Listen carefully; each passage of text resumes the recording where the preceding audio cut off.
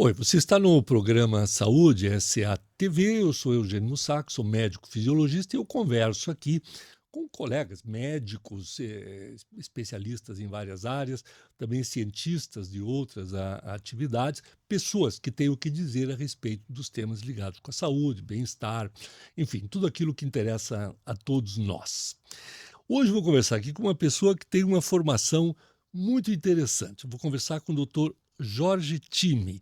Obrigado, doutor Jorge, por estar aqui com a gente. Boa noite, Eugênio. Boa noite aos espectadores. É uma honra estar aqui com vocês e aceitar o convite para essa entrevista. Puxa, honra minha de estar aqui na sua presença. Eu falei que ele tem formação dupla e eu estou muito curioso para entender o porquê dessa escolha. O doutor Jorge Time é médico e é advogado também.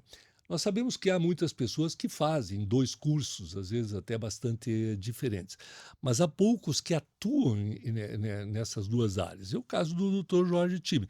Time, então você é médico e é advogado, não é apenas formado em medicina e em direito. Não, eu sou um cirurgião vascular e endovascular. Me formei pela Universidade Federal do Paraná em 1980 e me formei em Direito em 2000 pela Universidade Tuiuti do Paraná. Então eu faço esse ano 45 anos de formado em medicina e 25 anos de formado em Direito, né?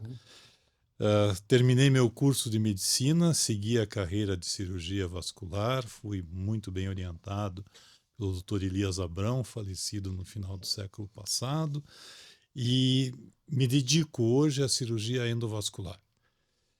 Sou um dos pioneiros da endovascular no Paraná. Em 84 eu já fazia palestras sobre angioplastia de artérias periféricas. Em 2005 eu tive a oportunidade de fazer um primeiro aneurisma roto por via endovascular no Paraná. Me dediquei a essa área da medicina a partir da virada do século, né?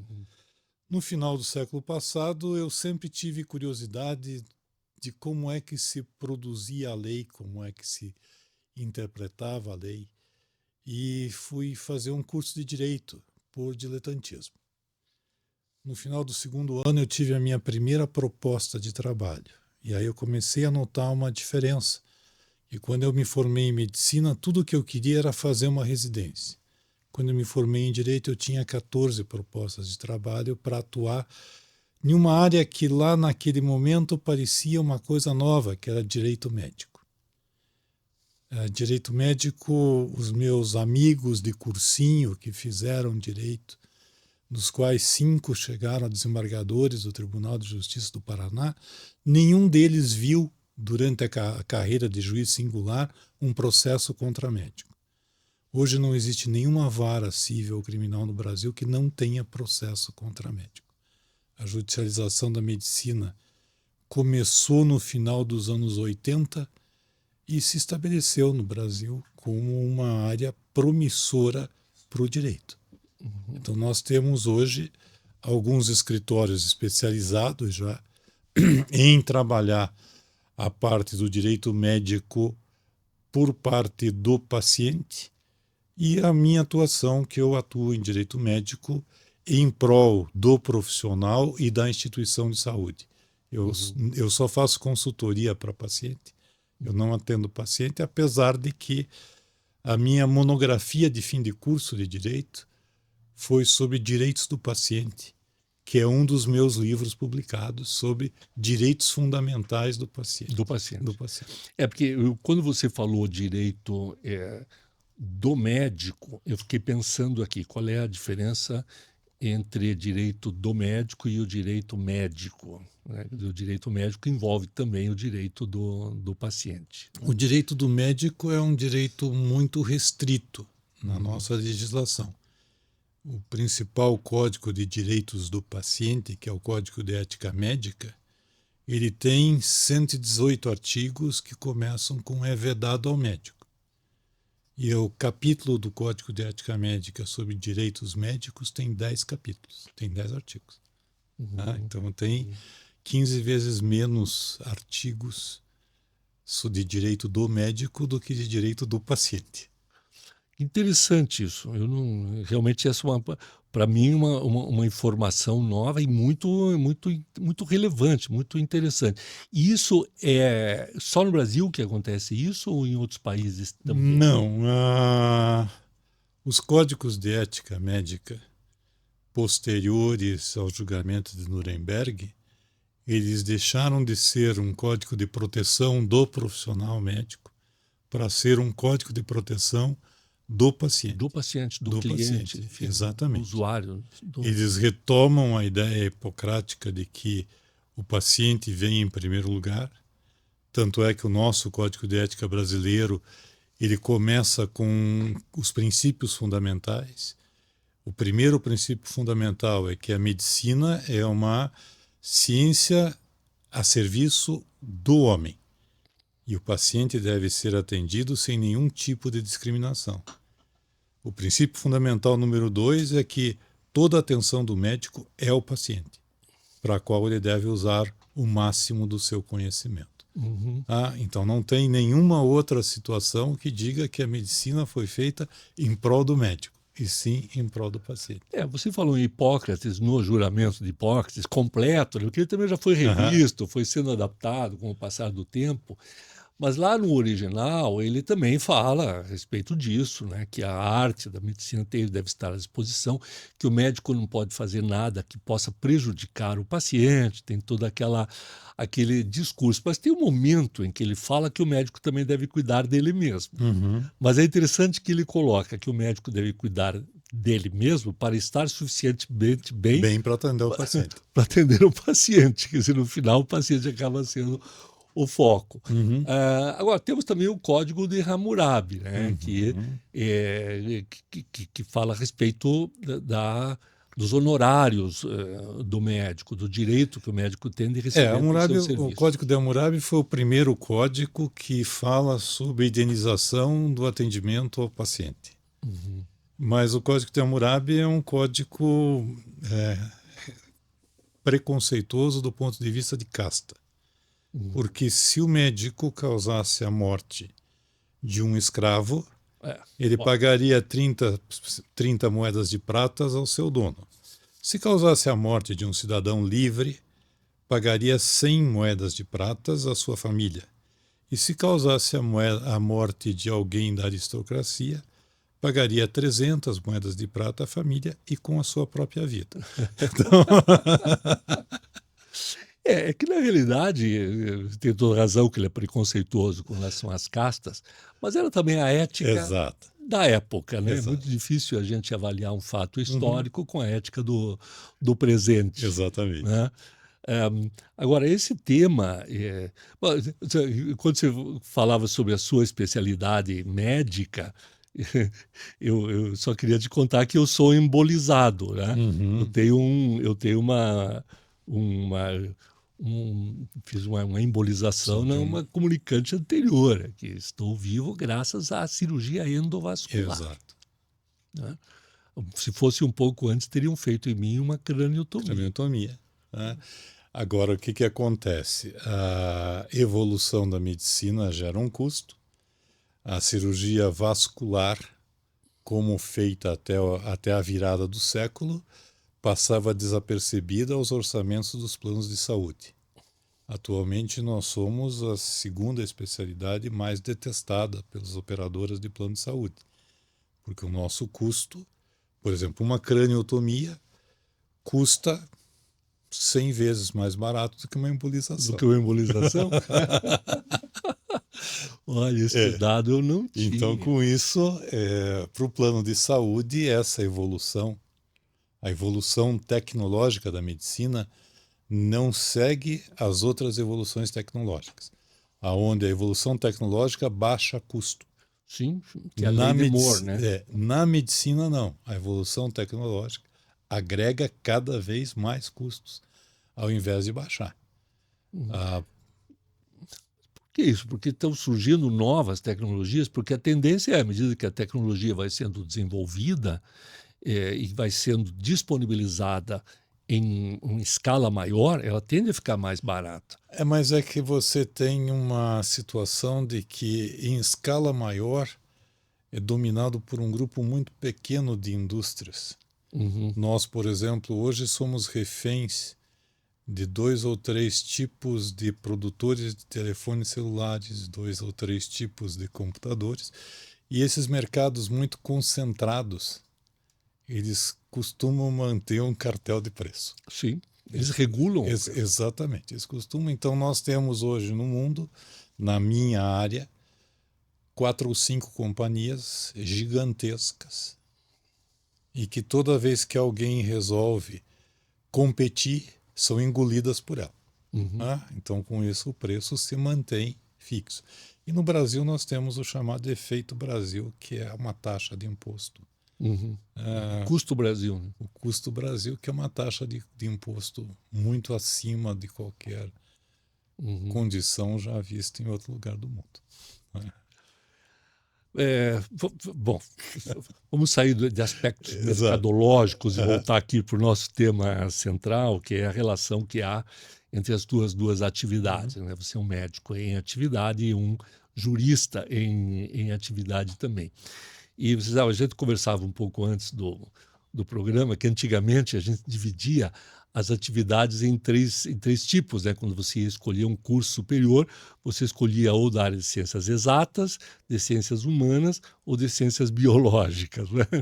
E eu, pessoalmente, fui atraído pela medicina pelo lado humano. Para mim, medicina é uma profissão da área de ciências humanas. Né, porque ele está a serviço do ser humano. Entretanto, a gente aprende mais técnicas, enfim, a gente chega lá e percebe que o curso é mais da área de ciências biológicas. Agora, considerando que ele é da área de ciências humanas, o direito também é da área de ciências humanas. Né? Na realidade, o direito em princípio, trata da justiça, que é um bem inalienável. A liberdade e a justiça são bens inalienáveis, assim como a saúde é um bem inalienável. Então você vê que há uma relação entre essas duas áreas. Existe uma relação clara entre as duas áreas, no tocante ao conhecimento, primeiro o conhecimento, de quais são os direitos de cada uma das partes envolvidas, até onde esse direito vai, porque não existe nada que seja incondicional. Não existe nada que seja 100% verdadeiro. E saber disto, informar a isto, não só a população, mas como ao próprio profissional, um dos meus objetivos de vida, quando eu me formei em Direito, era trazer a informação jurídica para o profissional da área de saúde. De modo que ele entendesse que ele não faz a lei, ele cumpre a lei. E com isso ele precisa conhecer o mínimo da lei dentro da área em que ele atua, para que ele possa trabalhar com segurança. Ou seja, preservando-se, né, e preservando também o seu paciente. Até ele conhecendo até onde que ele pode ir. Exatamente. Exatamente. Agora, aqui no Brasil nós temos muito forte o Código de Defesa do Consumidor, né? Que as empresas, as lojas, por exemplo, são obrigadas até a ter um livro, né? Para que possa ser consultado por um cliente. Os hospitais também. Os hospitais também têm isso? Qualquer empresa.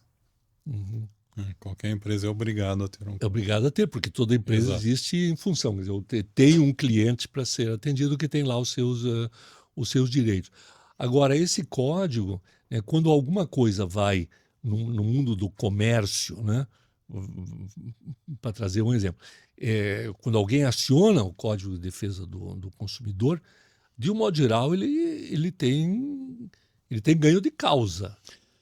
Na área da medicina, não.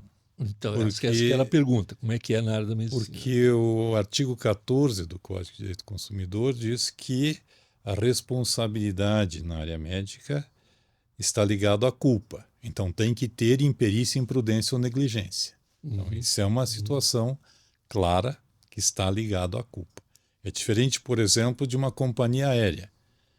A companhia aérea tem a obrigação de entregar você no destino e vivo. Na medicina, nós temos a obrigação de usar todo o nosso conhecimento em prol do paciente, mas não temos obrigação com a cura. Então, nós temos que trabalhar com perícia, com prudência, com diligência, porque senão nós podemos ser responsabilizados. Uhum. Agora, a judicialização no Brasil, ela vem da Constituição de 88, que não, por outro lado, se chama uma Constituição cidadã. O cidadão passou a ter mais direitos. A Constituição Cidadã trouxe o Código de Defesa do Consumidor, que é de 96. E logo em seguida, o Código de Defesa do Consumidor é de 1990. E logo em seguida veio a Lei da Justiça Especial, que permite o cidadão entrar na justiça, que antigamente se chamava de pequenas causas, sem ter que ser assessorado por um advogado, até 20 ou 40 salários mínimos, dependendo da situação. Então, a Constituição disse que o cidadão tem direito a reclamar, o Código de Defesa do Consumidor mostrou como reclama, e a Lei da Justiça Especial disse aonde reclama. E com isso explodiu os processos contra médicos. É a famosa judicialização. Exatamente. Que vem na esteira do que acontece no primeiro mundo, né? Nos Estados Unidos, esse tema é mais antigo, né? Existe uma indústria. Antigamente, desculpe se eu vou usar uma expressão um pouco chula, mas a gente falava, não muito tempo atrás, do famoso advogado de porta de cadeia. Sim. Né? Agora tem o de porta de hospital também. Isso já é uma realidade e isso piorou depois da reforma trabalhista.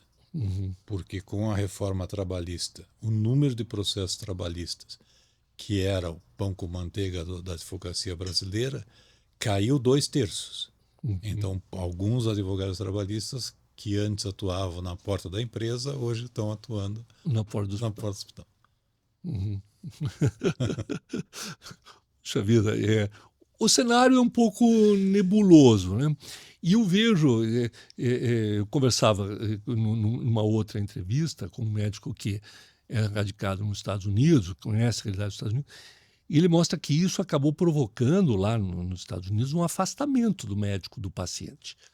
Assim, ele coloca um intermediário, que é o técnico, né, que é o auxiliar, etc., para diminuir a culpa dele se na eventualidade de ter algum tipo de intercorrência. É uma situação que a gente enfrenta no Brasil. O médico está muito mais ligado ao paciente. Muito mais ligado ao paciente do que no hemisfério norte. Ao mesmo tempo, o médico no Brasil ainda tem receio de fazer seguro. Já em qualquer serviço de hospitalar americano, o médico, para atuar, tem que deixar, além dos seus dados pessoais, o número da pólice de seguro e o telefone do advogado. Porque a incidência de judicialização é muito maior. Aqui nós ainda não temos essa exigência. Mas o médico brasileiro ainda tem receio de fazer seguro de responsabilidade civil. Mas por que ele teria esse receio? Por uma questão de economia? Ou porque... Você sabe que eu tenho uma situação assim, é cultural no Brasil. Por exemplo, quando vou fazer um julgamento num conselho regional de medicina, defendendo um médico, eu nunca vou sozinho, eu sempre vou com mais um advogado, pelo menos. Que é para que eu não me distraia do julgamento enquanto eu preciso que alguém busque algum dado no processo durante um julgamento. E eu já escutei várias vezes, eu vim aqui porque eu tenho razão, tanto é que eu vim sozinha. O doutor ali, que não tem razão, teve que trazer 2 advogados. Não existe essa relação de que para você usar um advogado você tem que ser culpado. Porque direito não é como a medicina, o direito não é plano B. A medicina no Brasil é plano B. Então, se persistirem os sintomas, o médico deve ser procurado. Então, está na propaganda de qualquer medicamento, especialmente o sintomático. Você escuta isso centenas de vezes durante o dia. E mesmo em cidades como Curitiba, onde 40% da população tem plano de saúde, e nós temos 80 unidades de atendimento à saúde pública de alta qualidade, mesmo assim o paciente vai primeiro consultar outras fontes não médicas e, se persistirem os sintomas, o médico deve ser procurado. O direito não. O direito você tem que ter o advogado desde o começo. Tá? Mas ainda o médico, ele ainda não vê com bons olhos o seguro. Tá? É uma questão de tempo. É uma questão de tempo. É uma questão de tempo. Né? Que uma está questão de vendo até essa conversa nossa aqui pode ter a ver com isso, porque é uma conversa de esclarecimento, né? Os colegas médicos que estão nos acompanhando. Agora, eu nunca tinha visto dessa forma, né? Que o médico é o plano B. As empresas que têm planos internos de saúde ou contratados de autogestão, né, às vezes se queixam que os funcionários procuram o médico mais do que deveriam, porque é uma forma deles se afastarem da sua função, da sua tarefa, do seu trabalho. E aí, de repente, passa a ser o plano A. Eu procuro para me afastar do que eu estou fazendo. Já, por exemplo, na Europa, se você leva o seu filho num posto de saúde, né, pode ter outro nome, porque ele está com febre, né, você vai receber uma reprimenda por parte do médico porque você devia ter um termômetro e um antitérmico em casa. Esse seria o plano A. Né? Onde que está o melhor caminho? Eu acho que o melhor caminho é você ter um sistema de saúde que atue extra unidade de saúde, que é o cerne da medicina de família, onde você procura evitar a doença, mas quando você tem a doença, quanto antes você procurar uma unidade de saúde, mais rápido é o teu retorno à condição de saudável. Eu não gosto do termo cura porque a gente na medicina não cura, a gente melhora a qualidade de vida. A gente não consegue dizer assim, você está curado, talvez apendicite aguda a gente cure porque o apêndice não regenera, a vesícula não regenera, mas gripe e resfriado nós temos 3, 4 por ano. Vai voltar. Vai voltar. Vai voltar. Então você ter uma população que seja atendida para evitar a doença do ponto de vista profilático e você ter um atendimento de saúde voltado à doença em unidade básica de saúde inicialmente. O que você não pode é ter uma situação de ter um hospital terciário recebendo consulta de amidalite. Então, isso é um desperdício de recurso, de tempo, de profissional, mas a unidade básica de saúde tem que estar aberta para isso.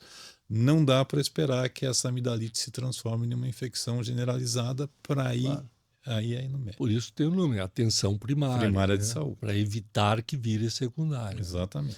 Agora, deixa eu perguntar uma coisa que me chamou muito a atenção, né? Quando você falou em imperícia, imprudência e negligência. O médico, na realidade, quando se fala também que o médico não cura, com exceção de alguns fatos, né? Ele melhora a qualidade de bem-estar geral do paciente. Esse bem-estar geral depende, em parte, do procedimento médico ou do medicamento que ele indica, mas, em grande parte, depende do comportamento do próprio paciente. Exatamente. Então, não adianta nada eu receitar, por exemplo, um antihipertensivo e você, primeiro, não tomar o antihipertensivo, né? Segundo, não fazer nenhuma modificação em sua alimentação, na quantidade de cloreto de sódio que você coloca, de sal que você coloca na sua comida, quer dizer, o comportamento. Né?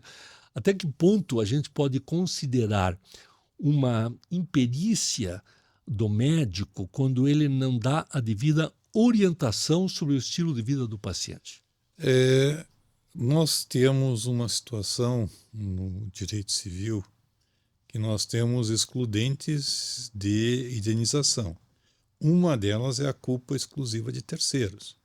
Então eu chego para um paciente e digo a ele que ele tem que parar de fumar, que ele tem que tomar uma aspirina todo dia, que ele tem que diminuir a quantidade de gordura. Ele não pode comer a capa de gordura da picanha. Ele só tem que comer a carne da picanha. Ele toma aspirina, mas ele não parou de comer a capa da gordura da picanha, nem parou de fumar. Isso é culpa dele. A outra situação que nós temos com frequência, o paciente sai de uma cirurgia, recebe uma receita de um antibiótico, recebe uma receita de um anti-inflamatório e recebe a receita de um analgésico. O antibiótico custa R$400, Mais caro. o anti-inflamatório custa 150, o analgésico custa 30. A família compra o analgésico e não compra o resto. E o paciente desenvolve uma infecção secundária por falta do antibiótico. Isso não é culpa do sistema médico, é culpa de terceiro, que não seguiu a orientação. Agora, isso, para ser real, tem que estar documentado no prontuário médico. Então, essa era a questão, porque eu me lembro de ter acompanhado um caso de porque por acaso eu conhecia tanto o profissional quanto a paciente, né? Por isso que eu acompanhei os dois lados. A paciente fez uma cirurgia de mama, né?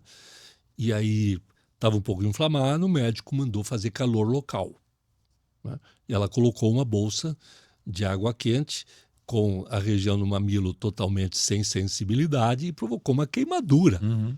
Né? E ela acionou a justiça, né? O médico foi processado, e aí diz, não, mas eu avisei que não era para estar muito quente, e ela diz, não, você não avisou, você só me mandou colocar calor local. Como é que fica essa questão? Porque isso não está documentado. Nós temos algumas coisas que devem ser documentadas. Eu sempre coloco ao médico que é tão importante quanto atender o paciente é documentar o atendimento que foi feito. Porque o prontuário médico bem feito é a principal prova de defesa do médico. Agora, lamentavelmente, a gente se depara com prontuários de quem trabalha demais, né? De quem trabalha demais. Então eu tenho prontuários que são muito específicos, assim, interna para operar. Operou, está bem, alta. É o que eu tenho no prontuário. Eu não diria que é resumido, eu diria que é reducionista esse Exato. prontuário. Então o que acontece? O médico, primeiro, hoje facilitou, por causa do prontuário eletrônico, ficou mais fácil de preencher um prontuário.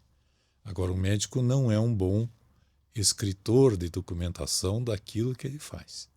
Ele faz, mas ele não se documenta que ele fez. Uhum. E aí, quando você tem um processo, basicamente a principal prova em um processo contra médico é a prova pericial. E a prova pericial se baseia no que tem de documentação do atendimento. Se não tem documentação do atendimento, é difícil do médico dizer que ele fez ou deixou de fazer, né? Uhum.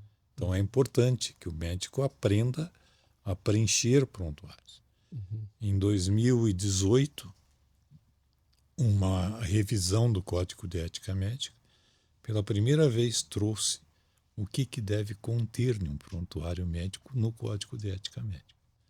Olha só, 2018. 2018. Agora é absolutamente recente. Exatamente. Uhum. E o que deve conter é mais ou menos o que o judiciário brasileiro achava que tinha que ter e que não tinha. E condenava o médico porque não tinha.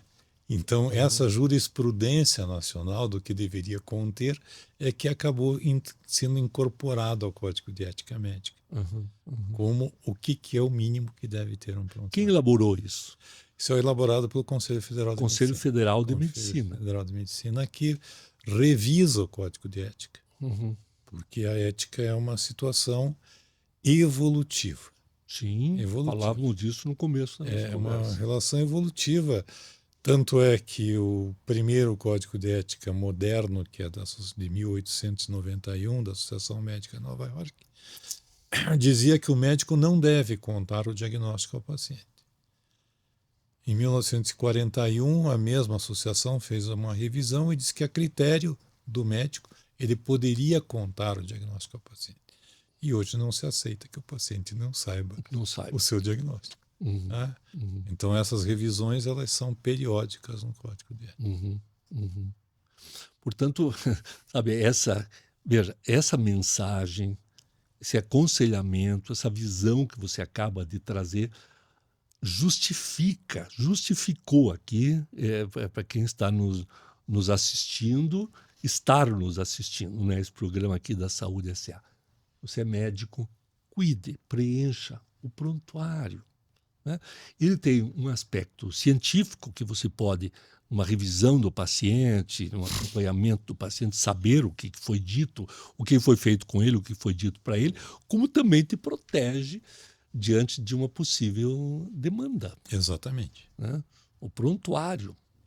Exatamente. E hoje temos o prontuário eletrônico que facilita, quer dizer, em tese, não precisa ficar escrevendo, digitar é mais rápido. Não só facilita, como você tem acesso ao prontuário a qualquer momento. Há 30 anos atrás, se você quisesse ver um prontuário de um paciente que esteve internado, você tinha que ir ao arquivo Ao do arquivo hospital físico. e às vezes o pessoal do arquivo pedia 2, 3, 4 dias para te apresentar o prontuário. Hoje você entra de casa direto no sistema e vê o prontuário que você precisa. Com os exames laboratoriais a gente já consegue fazer isso, né? Agora, e o prontuário único? Nós não temos ainda, né? Não, nós temos que ter um outro cuidado. Hipócrates já dizia no seu juramento que não direi nada do que ver ou ouvir na casa de um paciente. Sim. Hoje nós temos a Lei Geral de Proteção de Dados, que aumentou a proteção de dados do paciente. O que faz com que algumas pessoas não entendam por que os hospitais pararam de dar informação por telefone. Porque você não sabe quem está no telefone. Quem está do outro lado. Quem está do outro lado. Então, a Lei Geral de Proteção de Dados faz com que os dados do paciente sejam protegidos durante todo o tempo em que ele estiver envolvido no sistema de saúde. E, às vezes, protegido até da própria família, porque o paciente pode não querer que a família saiba do seu problema médico. Então, essa é uma situação muito clara. E o prontuário único, ele sofre uma dificuldade que é o número ilimitado de acessos que as pessoas podem ter. É o que preocupa muito as instituições, porque, apesar do prontuário o primeiro nome é prontuário médico, ele pertence ao paciente, mas a responsabilidade de guarda é do profissional de saúde, quando em consultório, ou das instituições de saúde, quando internados. Então, essa preocupação de proteção faz com que esse acesso seja mais restrito. Mas se você é atendido em outra instituição, em outra cidade, em outro estado, não facilitaria para esse local ter acesso às suas informações? Facilitaria, mas é uma situação mais difícil de você criar uma sistematização para isso. Por exemplo, hoje, quando você está no estado de São Paulo, ninguém sabe de onde o teu carro é, porque a placa nossa não diz de onde nós somos. Há 20 anos atrás estava escrito assim, Curitiba, Paraná. Era tão legal, né, a gente saber. A gente sabia de onde era. Agora a famosa placa do Mercosul. Né? Hoje você não sabe mais. Então você tem uma série de situações em que você, para ter um prontuário único, você teria que ter mais ou menos um sistema único de informação. Eu trabalho em 4 hospitais em Curitiba. Eu trabalho com 3 modelos de prontuário diferentes que não falam entre si. Então, eu tenho 2 hospitais que usam o mesmo modelo e tenho 2 hospitais que usam modelos diferentes. Cada modelo não consegue se comunicar com o outro. Então, eu não tenho acesso a ele.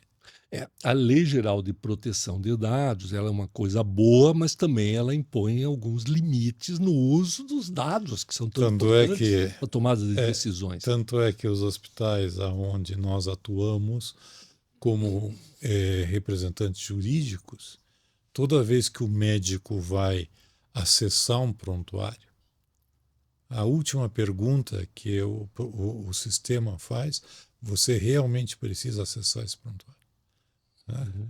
Pense bem, Pense bem, você precisa acessar esse prontuário. é absolutamente necessário. Porque assim ele sabe que ele está entrando com dados sensíveis, ele está vendo dados sensíveis. Né? E é uma situação assim, por exemplo, dificilmente você vai ter dados de um paciente comum, né? Mas a classe médica não consegue se segurar frente a um jogador de futebol, um presidente da república, então você sabe toda a vida médica dessas pessoas que têm direito à privacidade. Tem direito à privacidade. Tem direito à privacidade. Que coisa maluca, isso a gente não para pensar Não, nisso, na complexidade que existe por trás. E acho que você consegue enxergar isso de um fórum privilegiado, de uma posição privilegiada, porque você tem essas duas formações. Time, deixa eu te fazer uma pergunta que eu acho que deve interessar todo mundo, dos dois lados da mesa. Hoje nós sabemos que a saúde é um direito de todos e é uma obrigação do Estado, né? Agora, para prestar atenção à saúde, o Estado está equipado, né? Tem uma rede enfim, do Sistema Único de Saúde, que é espetacular se comparado com o que temos em outros países, temos o sistema municipal, enfim, temos. Mas o acesso nem sempre é tão simples assim, né? Então, principalmente diante de uma emergência, por exemplo, qualquer cidadão pode recorrer a qualquer instituição de saúde. Eu posso chegar num hospital privado e eu serei atendido? Teoricamente, o tratamento de urgência e emergência ele é incondicional. É incondicional. É incondicional. Só que o incondicional não é 100%. Por exemplo, você foi atropelado na frente de uma maternidade. Por favor, não queira ser atendido pelo atropelamento da maternidade. A maternidade não tem capacidade de te atender. Então, ela vai te encaminhar para um hospital de pronto atendimento. Você tem uma emergência traumática. Nós temos na cidade de Curitiba, na cidade e região metropolitana de Curitiba, 6 pronto-socorros voltados a esse tipo de atendimento. É preferível você ir para um pronto-socorro público do que para um hospital privado que não está estruturado para atender esse tipo de paciente. Né? O hospital público estruturado para emergência, ele tem equipes esperando pela emergência. O hospital privado não estruturado vai ter que chamar a equipe em casa. Então ele pode até ter a equipe, mas ela não está lá. E não tem a obrigação de estar lá, porque o serviço público garante isso. Agora, quando você chega em um hospital aonde você não tem o plano de saúde, que o hospital não atende SUS, o hospital vai te atender, mas tem direito a cobrar. O hospital tem direito a cobrar. Então, o que acontece? Vai cobrar de quem? Por exemplo, há 12 anos atrás, um juiz de Ponta Grossa determinou que as UTIs de Curitiba deveriam aceitar qualquer paciente de UTI de Ponta Grossa por falta de vaga em Ponta Grossa. Nós lembramos ao juiz que uma maternidade que nós assessoramos juridicamente, que tinha uma UTI neonatal, só podia receber criança até 1 mês de idade, porque senão a gente corria o risco de um juiz determinar que eu recebesse um infartado na UTI da maternidade. Então isso foi informado ao juiz. Mas toda vez que algum hospital recebeu um paciente SUS, cobrou do Estado.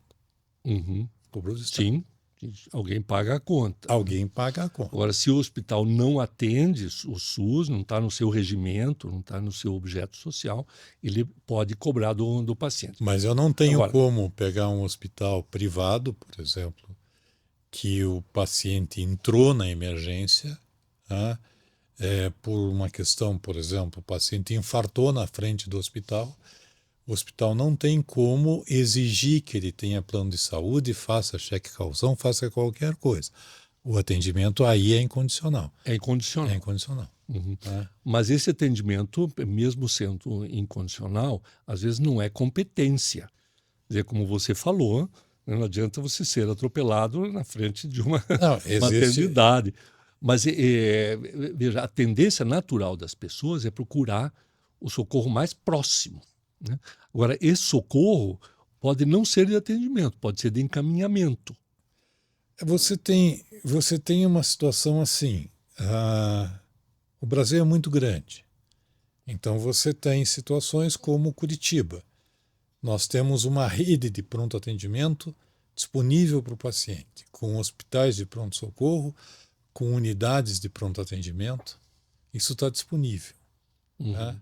Agora você tem cidades que não tem nenhum tipo de atendimento. Você usou aí um exemplo que ele não corresponde à média. Não, você tem cidades que não tem nenhum tipo de atendimento. E você tem cidades que são... hoje, por exemplo, você tem unidades de saúde que são dominadas por facções criminosas. Por exemplo, no Rio de Janeiro. Sim. Que ou a facção diz funciona ou a facção diz não funciona. O governo não tem mais atuação sobre esta unidade, apesar do funcionário ser público. Então isso é mais uma dificuldade. E isso gera um outro problema que nós temos enfrentado na medicina do Brasil. Nós temos hoje uma média de 27 agressões a médico por dia durante o exercício profissional no Brasil. Tanto é que o Conselho Federal de Medicina criou uma comissão para tentar diminuir a agressão contra médico. Uhum. Porque o paciente quer um atendimento de imediato.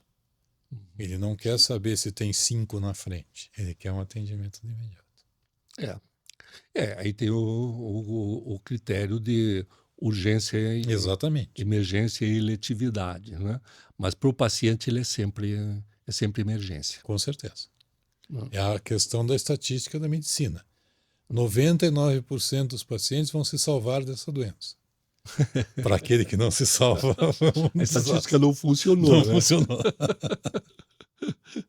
Olha, que fantástico, Time. Essa conversa ela saiu um pouco do âmbito da medicina e do direito, foi para o âmbito das humanidades. Estamos até filosofando um pouco. O ser humano é complexo mesmo, né? Tanto é que ele teve que fazer leis, né, para conseguir estabelecer um modus operandi, um modo de relacionamento.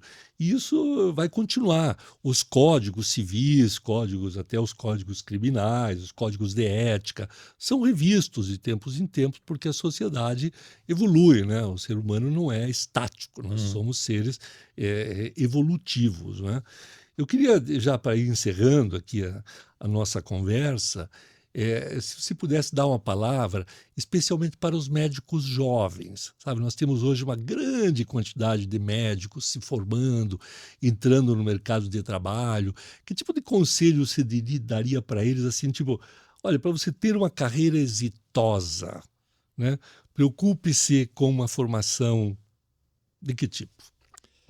A formação médica, ela deve ser complementar à graduação em medicina. Essa é uma situação que a graduação em medicina não forma um profissional pronto para o mercado. Então, a formação médica deve ser complementar à graduação em medicina. A outra situação é lembrar uma coisa muito antiga, né? Ao redor do ano 1000, a Avicena era a grande meca dos médicos que queriam aprender medicina, né? E quando o médico chegava na Universidade de Isfahan e era recebido por Avicena, Avicena dizia que aqui você não vai aprender a tratar doenças. você vai aprender a tratar doentes. Então, tratar pessoas é mais importante do que tratar doenças. Então, dar mais atenção ao paciente é fundamental para que a carreira deslanche. A outra coisa é que não existe milagre. Ninguém vai sair da sua formação e 3 semanas depois vai ter um consultório com 6.000 pacientes. Pode até ter 60.000 seguidores nas redes sociais, mas a carreira médica ela é progressiva e ela está calcada em conhecimento e atendimento humanizado. Que maravilha. Esse é o conselho de um médico, de um jurista, mas acima de tudo de um humanista. Que, aliás, pouca gente sabe, né? Nós estamos falando aqui sobre o seu lado médico, né? Como cirurgião vascular, angiologista, e também o seu lado de jurista. Mas pouca gente sabe que você tem um outro lado, não é verdade, Time? Você tem o lado de escritor, de poeta, de diretor de peças de teatro, né? Você acha que esse lado assim voltado para a literatura, para a dramaturgia, te ajudou a entender melhor e praticar esse tipo de medicina voltado para o paciente, para o doente, não para a doença? Eu acho que sempre ajuda, mas é extremamente importante na minha formação o fato vamos dizer assim, da educação de casa. Eu sou uma mistura de 3 culturas. A minha mãe me criou em uma educação católica romana. Minha mãe e meus avós vieram da elite rural, eram fazendeiros. O meu avô paterno me criou na cultura muçulmana sunita e a minha avó paterna me criou como cristão ortodoxo. Essa miscigenação faz com que você veja o mundo sem muitas barreiras de preconceito. E uma das coisas que eu gosto de dizer, e sempre disse, que eu não tenho preconceito. Até que a minha filha mais velha, quando eu tinha 12 anos, disse assim: você tem preconceito. Eu falei: qual, filho? Você não contrata fumante. Eu parei de fumar quando decidi trabalhar com circulação. Eu sou um ex-fumante. E eu não posso ter um consultório de cirurgia vascular onde todos os pacientes que estão lá porque são fumantes, com uma secretária fumando na recepção. Então eu não contrato fumante. Tá? Mas disse a ela: olha, eu não contrato fumante, mas a sua mãe fuma. Que é minha ex-esposa. E a minha esposa atual fuma. Eu até caso com fumante, mas não contrato fumante para trabalhar comigo. Mas aí eu acho que não se trata de preconceito, se trata de coerência. Com aquilo que você prega. Exatamente, mas hoje nós vivemos uma situação politicamente correta, onde nem toda coerência é politicamente correta. Então é uma situação que eu vejo. Domingo eu estava almoçando com a secretária de Direitos Humanos e a queixa dela é que ela não é protetora de bandido, ela é protetora de direitos humanos.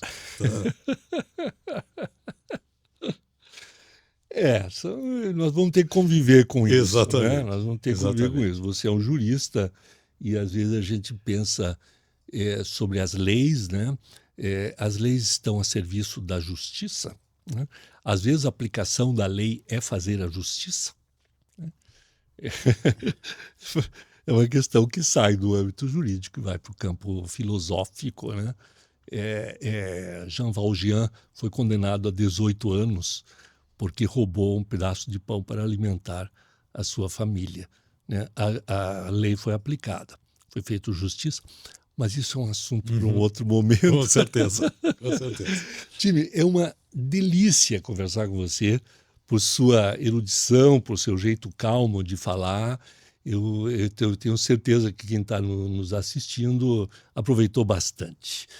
Você acabou de acompanhar mais um programa Saúde SA TV, hoje com a presença do Dr. Jorge Time, médico, jurista, poeta, humanista. Muito obrigado. Até o próximo encontro.